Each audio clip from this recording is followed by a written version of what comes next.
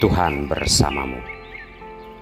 Inilah Injil suci Yesus Kristus menurut Markus, bab 7 ayat 1 sampai dengan ayat 13. Pada suatu kali, serombongan orang Farisi dan beberapa ahli Taurat dari Yerusalem datang menemui Yesus. Mereka melihat bahwa beberapa orang muridnya makan dengan tangan najis, yaitu dengan tangan yang tidak dibasuh. Sebab orang-orang Farisi seperti orang-orang Yahudi lainnya tidak makan kalau tidak melakukan pembasuhan tangan lebih dulu, karena mereka berpegang pada adat istiadat nenek moyang mereka. Dan kalau pulang dari pasar, mereka juga tidak makan kalau tidak lebih dahulu membersihkan dirinya.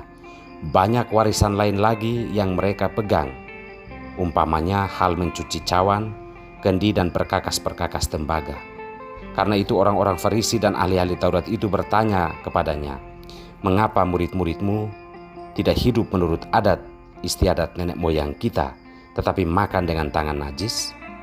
Jawabnya kepada mereka, "Benarlah nubuat Yesaya tentang kamu, hai orang-orang munafik, sebab ada tertulis, bangsa ini memuliakan aku dengan bibirnya, padahal hatinya jauh daripadaku. Percuma mereka beribadah kepadaku, sedangkan ajaran yang mereka ajarkan ialah perintah manusia. Perintah Allah kamu abaikan untuk berpegang pada adat istiadat manusia." Yesus berkata pula kepada mereka, "Sesungguh pandai kamu mengesampingkan perintah Allah supaya kamu dapat memelihara adat istiadatmu sendiri. Karena Musa telah berkata, hormatilah ayahmu dan ibumu, dan siapa yang mengutuki ayahnya atau ibunya harus mati. Tetapi kamu berkata, kalau seorang berkata kepada bapaknya atau ibunya, apa yang ada padaku yang dapat digunakan untuk pemeliharaanmu, sudah digunakan untuk korban, yaitu persembahan kepada Allah. Maka kamu tidak membiarkannya lagi berbuat sesuatu pun untuk bapaknya atau ibunya. Dengan demikian, firman Allah kamu nyatakan tidak berlaku demi adat istiadat yang kamu ikuti itu, dan banyak hal lain seperti itu yang kamu lakukan." Demikianlah Injil Tuhan.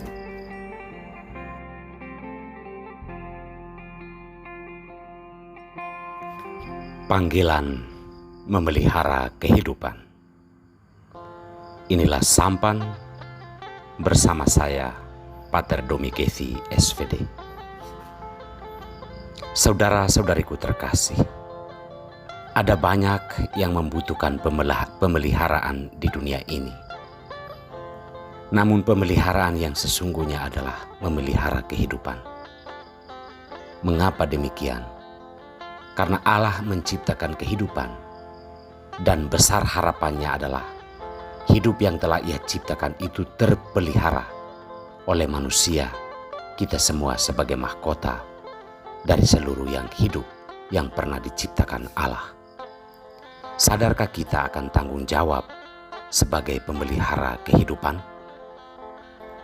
Saudara-saudariku terkasih, Kitab Kejadian mengisahkan bahwa setelah menyiapkan alam semesta melalui proses penciptaan selama 4 hari, Allah mulai menciptakan kehidupan, mulai dari tumbuh-tumbuhan, hewan, dan berbagai jenis binatang diciptakannya. Setelah menciptakan manusia, Allah menyerahkan semua yang hidup ke dalam tangan manusia, agar manusia berkuasa atas semua yang hidup itu.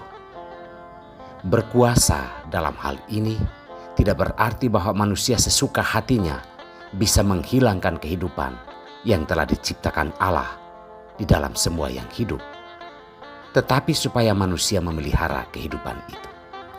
Kesalahan penafsiran tentang berkuasa atas semua alam ciptaan itu telah membuat manusia kita semua serakah dan mengeruk habis kehidupan tumbuh-tumbuhan, alam, hewan, dan binatang untuk kepentingan sendiri. Sadarkah kita bahwa kita diberi gelar mahkota ciptaan sebenarnya agar kita memelihara kehidupan yang ada di alam semesta ini? Kesalahan penafsiran itu berkembang sampai kehidupan yang ada di dalam diri manusia pun sudah tidak dihargai. Orang-orang Farisi merasa terpanggil untuk memelihara bukan hidup manusia, tetapi memelihara adat istiadat, memelihara upacara. Mereka lebih menghormati dan lebih menghargai aturan dan adat istiadat nenek moyang mereka ketimbang memelihara kehidupan sesamanya, harkat dan martabatnya. Yesus mengecam mereka dan sekaligus menyadarkan mereka bahwa kehidupan manusia lebih penting untuk dihormati dan dihargai dan dipelihara daripada menghormati, menyembah, dan memelihara peraturan dan adat istiadat. Saudara-saudariku terkasih, kita dipanggil untuk memelihara kehidupan. Itulah pesan sabda Tuhan hari ini untuk kita semua. Kehidupan alam semesta dan seluruh ciptaan, terutama kehidupan sesama manusia. Kita tidak dipanggil untuk berkuasa atas kehidupan orang lain atau sesama kita dan alam ciptaan.